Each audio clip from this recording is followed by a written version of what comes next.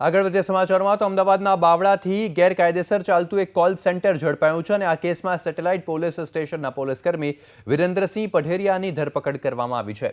આ ગેરકાયદેસર કોલ સેન્ટરમાં આ જ પોલીસકર્મી એક ભાગીદાર સાથે ચલાવતો હોવાના આક્ષેપો થયા છે અને આ કોલ સેન્ટરમાં વિદેશમાં કોલ કરીને હવાલાથી પૈસા મંગાવવામાં આવતા હતા, જેમાં 3 વ્યક્તિઓના નામ બહાર આવ્યા છે।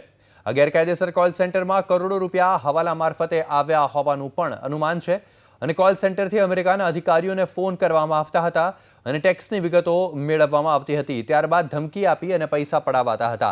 પોલીસના મતે 2.5 મહિનાથી આ ગોરખ ધંધો ચાલતો હતો, જો કે હાલમાં આ કેસનો મુખ્ય સૂત્રધાર હજુ ફરાર છે અને પોલીસ કોન્સ્ટેબલ વિરેન્દ્રસિંહ પઢેરિયાની ધરપકડ બાદ પોલીસને આ માહિતી મળી છે।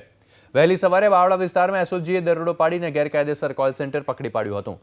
અમારી સાથે જોડાઈ ગયા છે અમારા સંવાદદાતા અનિતા પટણીજી। અનિતા, જાણવા માંગીશું કે આ કોલ સેન્ટર જે ગેરકાયદેસર રીતે ચાલતું હતું તે કોલ સેન્ટરમાં શું કામ થતું હતું અને કેવી રીતે તે કામને પાર પાડવામાં આવતું હતું? જી યસ, જે પ્રકારે અમદાવાદ શહેર બાદ અત્યારે અમદાવાદ ગ્રામ્યમાં જે બાવળા વિસ્તારમાં કોલ સેન્ટર ઝડપાયું છે, તેમાં જે પોલીસ કર્મચારી છે વિરેન્દ્રસિંહ પઢિયાર, તે પોતે સેટેલાઇટ પોલીસ સ્ટેશનમાં ફરજ નિભાવે છે। તે કોલ સેન્ટરથી માહિતગાર હતા અને કોલ સેન્ટર દ્વારા કરોડોની કમાણી થાય તેવી તેમને માહિતી હતી, જેના પગલે તેમણે પોતાના જે સગા સંબંધી સાથે મળીને ભાગીદારીમાં કોલ સેન્ટર શરૂ કર્યું હતું।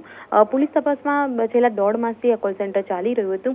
મહત્વનું છે કે જે વિદ્યાર્થીઓ છે તેમને તેઓ પસંદ કરતા હતા અને ઊંચા પગાર આપવાની લાલચ આપીને તેમને કોલ સેન્ટરમાં કામ કરવાની તાલીમ આપ્યા બાદ તેમને ઘરેથી લઈ જવા અને મૂકવા માટે વાહન વ્યવસ્થા પણ કરવામાં આવતી હતી। આ પ્રકારે તેઓ વિદ્યાર્થીઓને લઈ જતા હતા અને પોતે અમેરિકાના અધિકારી છે અને તે રીતના ડરાવીને તેઓ ટેક્સ ઉઘરાવવાના બહાને પૈસા પડાવતા હતા। મહત્વનું છે કે અત્યારે ખાસ તો પોલીસને જે ડોલર્સ છે તેના મહત્વના દસ્તાવેજો કબજે લાગ્યા છે અને ખાસ તો અત્યારે વિરેન્દ્રસિંહની ધરપકડ કરવામાં આવી છે, જે માસ્ટર માઇન્ડ છે, જે આ ભાગીદારીમાં જેનો મહત્વનો રોલ છે તેની પણ પોલીસ શોધખોળ શરૂ કરી છે। જી જરૂરથી અનિતા, આભાર આપનો સમગ્ર માહિતી આપવા બદલ।